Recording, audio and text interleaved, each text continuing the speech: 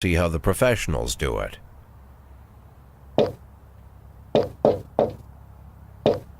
Some might say the chief of police has no business in an institution like this, but in fact it's the quietest and safest place in town. You won't run into any reporters, nobody gets into any fights, nobody drinks too much, nobody even raises their voice. The place is owned by an elderly gentleman who knows how to keep things under control. That's why I never invite my friends here. I wanted to make an exception for my 60th birthday, but most of my colleagues are young enough to be my sons, and they'd rather just hire prostitutes. Why stare at some boobs when you can take the whole package for yourself? But there's none of that in our club. Even looking too long is considered indecent. You can get an occasional glimpse, like by accident. The rest of the time you just pretend that you're immersed in conversation, or just come by for a drink. Doesn't mean these gentlemen wouldn't want their bald heads smothered in tits. It's just that nobody says it out loud. My younger colleagues might call it hypocrisy, but I call it the good old-fashioned manners. Good manners and leave the rest unsaid. She agrees to unbutton her blouse, and we agree not to pay too much attention. The girls are on a quiet prowl, too. They're looking for a way out of their cramped rooms. Maybe make friends with some wealthy patron with a pacemaker and dentures. Everybody wants something. But we have to control ourselves, or we'll all turn into libertines and prostitutes. Hell, if there weren't any rules, I'd be belching and farting, jumping up on the table, arms held high, yelling, "Shake it, baby!"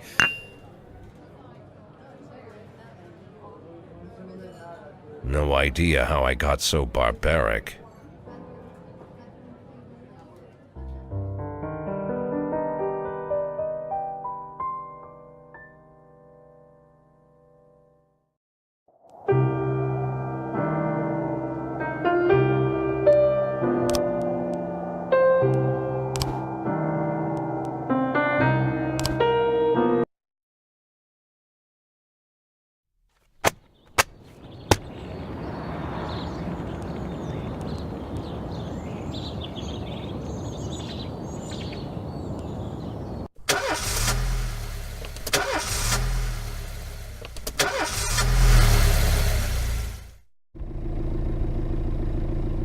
When I was a kid, my father sometimes told me at bedtime that if I closed my eyes and didn't open them for a long time, all the demons would blow away. Yesterday I turned 60, but I still take his advice. Not because I'm sentimental or want to keep the memory of my father alive. I just can't think of a better solution. To get away from all the demons that haunt Freiburg, I'd need to wear a blindfold 24/7. Plus, it's a good idea to act blind when talking to reporters. At least that's what my colleagues say. They're afraid of press conferences. But for me, it's more like a confessional. No matter what lies you tell, you're privately thinking the honest answers. It helps me remember who I am. The fact that I'll be reading all about it in the papers tomorrow is a small price to pay. Call it penance for the preacher. This is the first time I'm afraid of those answers my mind has given me. Not because I'm mad I'm losing my job. Though it's true, I'm mad as hell. Not because I subconsciously blame everyone else. Though I damn sure do blame them. And don't even ask me what my next move is. I can't imagine. But even that doesn't scare me. The worst thing is, I know I'm gonna have to do something. And I'll be damned if I know how far I'll go. I may have a lot of vices, but predictability isn't one of them. I learned a long time ago how to drive away the swarming demons. But what do you do when they're trying to rip your soul from your skin? Shutting my eyes tight as I can. The best solution remains the same: play blind. I just hope the reporters think I was blinded by the camera flash.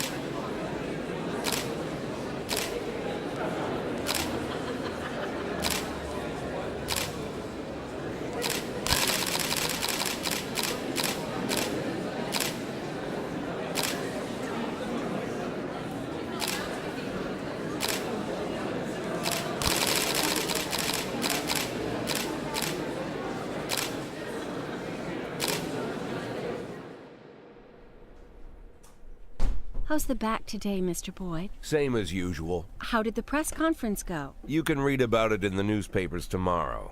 Don't let anyone in. Even Mr. Kendrick? Especially Mr. Kendrick.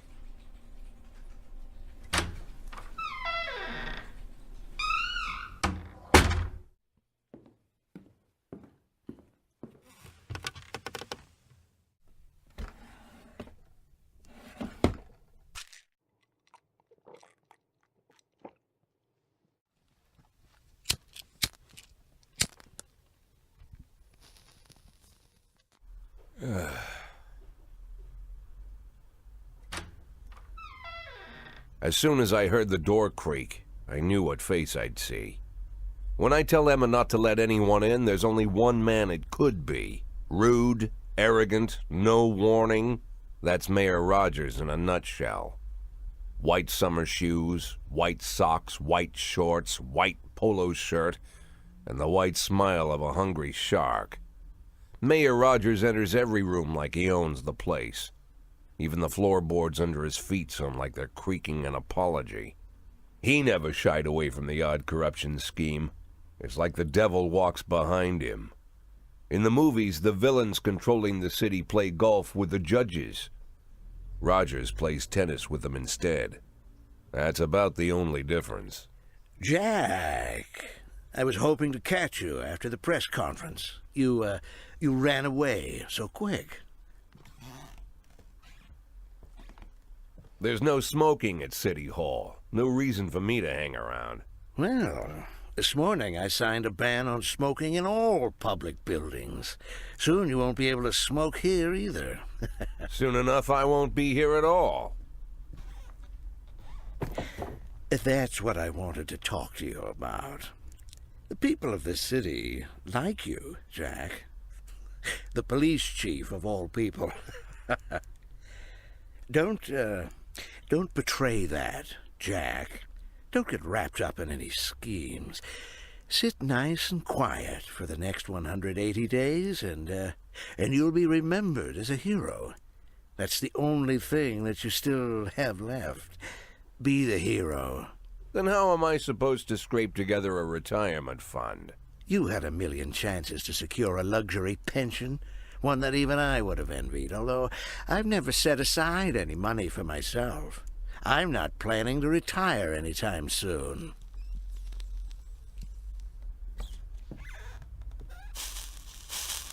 "180 days of quiet, Jack. That's all I need. I don't have any problems with you, and you won't have any problems with me.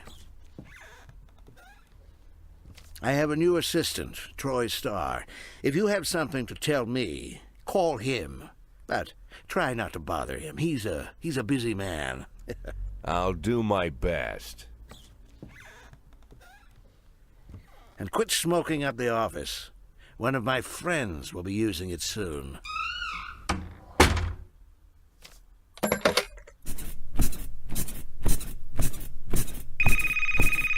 Oh, I'm sorry, babe. Only the mayor has this number.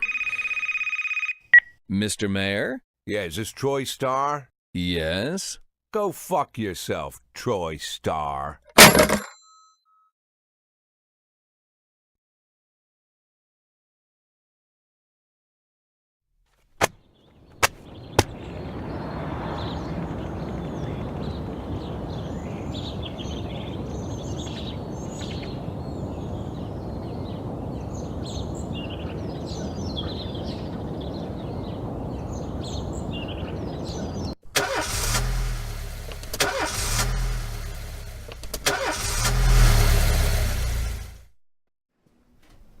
Cops don't use the police station cafeteria anymore. There's some kind of stigma against sitting shoulder to shoulder with your partners. Everybody just takes snacks from the machines or grabs a meal and hammers it down in the corner like a vulture on a corpse. The main thing? Don't look into anyone's eyes. Could be construed as an invitation to sit together. The only people eating here are ghosts.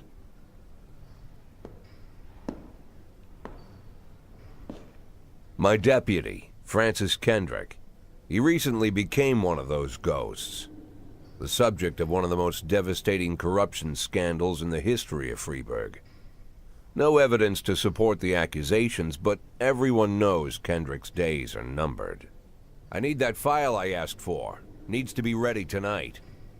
Francis didn't say anything, but I understood. Ghosts aren't supposed to talk. Besides, I got a feeling he was already finished.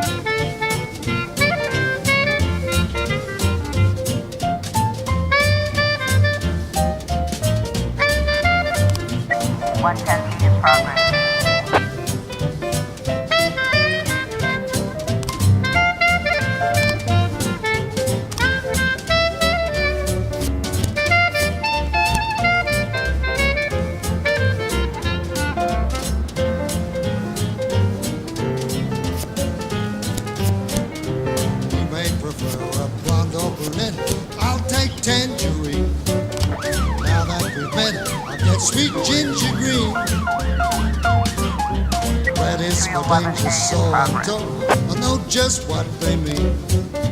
Gotta be bold, the whole sweet ginger green. She's sweeter than Sue and Georgia Brown beats Lulu too when she's back in town. Now she can shimmy like Sister Kate. She's a dancing queen, fit for a king. Swing sweet ginger green.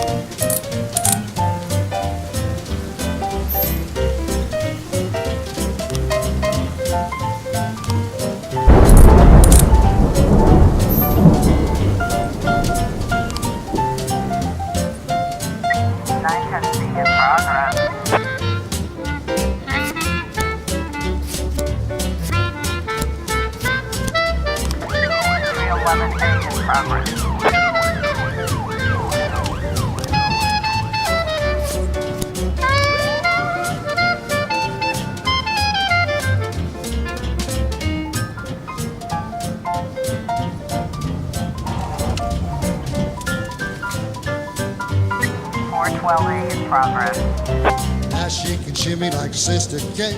She's just a dancing queen, fit for a king. A swing sweet ginger, swing sweet ginger green. Looks like we have a situation here.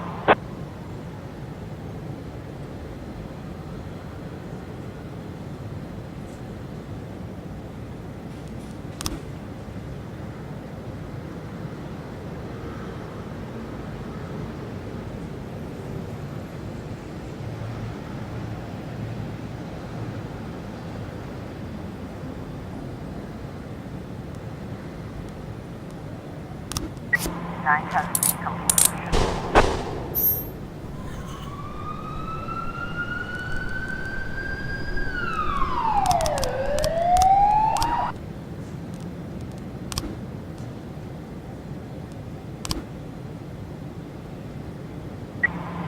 A complete.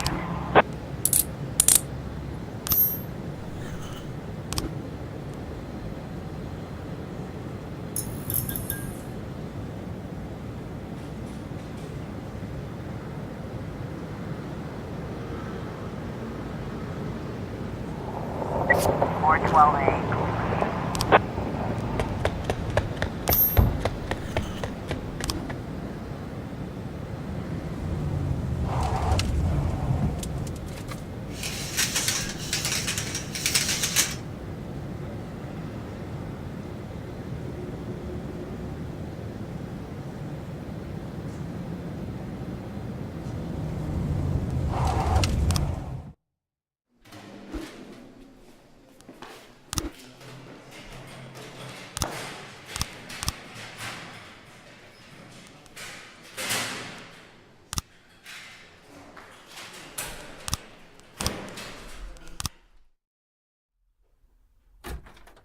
Used to be, when I asked Kendrick to stay late at the office, he liked to grumble and crack wise. Nowadays, he doesn't have the strength for it. Slumped shoulders, blank stare, wrinkled skin. The past few weeks, I don't hardly recognize my old friend. In his younger years, he reminded me of a gallant royal officer in an old Kipling story. Kendrick isn't just crumbling under the weight of the public pressure, but from the shame of it all. Internal Affairs raided the library he inherited from his grandfather, hoping they'd find buckets of cash stashed in the pages. Heard about the look on his face, the fearless policeman standing helpless in horror. I've known Francis for 30 years. The past 20 years he's played loose with the law. And I know that at a certain point every stolen dollar brings more misery than anything else. Probably sounds crazy, but I sympathize with the guy. What can I do? Your friends are your friends, and these are the waters we swim in. Called all of the people on that list today. Now they know you're in business, so you could get a call from any of them. You don't need to worry about any of them. I've cleared them all. And what kind of business are we talking here? It's nothing too serious, just like you asked. Should be just a few small favors. Payments will vary depending on the situation and who you're dealing with. How much are you looking to earn? $500,000. $500,000? Why not a whole million? Because everybody wants to take $1 million. Figured I'd try something different. $500,000 in 180 days? Well, you could earn it all above board if you netted all the big fish and hit all your bonuses. Never knew you for a fisherman. Well, you never got into my business, and I'm not trying to get into yours. But be careful about bringing in any other cops. Sooner or later, they'll put the finger on you. And one more thing, Jack. I remember what you said, but I should probably add one more name to that list. Christopher Sand. Sand. Christopher G. Sand. Everyone knows the name, but few could tell you who he is. The old man stays away from the spotlight. Always wears old-fashioned jeans and knitted sweaters. Gives to charity. Rarely attends social events. An avid hunter, I hear. Even dabbles in poetry. You'd never guess he's the head of the oldest and most powerful gang in the city. Goes back as far as his great-grandfather. And Sand is strict about following the old rules. He rarely involves himself in commonplace murders and robberies. Hardly needs to intimidate anyone to get his point across. The people who work for him each have their sphere. They provide protection where needed, even work with the authorities when they want to make a deal. Meanwhile, Sand pulls the strings without getting his hands dirty. People sometimes mistake his quiet approach. A couple years ago, an arms dealer decided to expand its business without asking permission.